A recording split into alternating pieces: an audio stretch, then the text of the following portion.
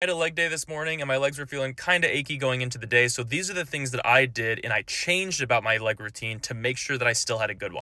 First up, I warmed up with dynamic stretching as I usually do, but I paid a little bit more attention to the areas that were kind of more sore or kind of felt like they were still kind of not 100%. I did stretches purposely for those. My quads were feeling a little tight. I did a couple for those. My hamstrings weren't feeling 100%. I did a couple more for those. Maybe doubling up on the reps that I otherwise would do, or maybe doing more or different exercises to try and help myself to get the blood flow to the areas that are still feeling kind of not 100%.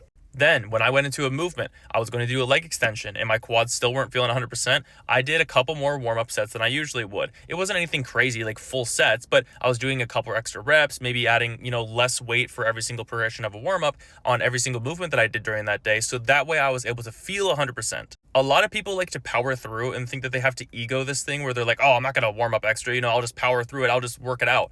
And then they end up hurting themselves. Drop the ego and accept the fact that if you warm up a little bit more, you could have a really good lift and you also wouldn't get injured. Now, I'm not saying that not warming up extra is going to get you injured, but it is a possibility that I would like to avoid, and I'm assuming you would too. So, on the days where you're not 100%, take a little bit more time, warm up before you do the exercise itself, and then you should get more benefit from it.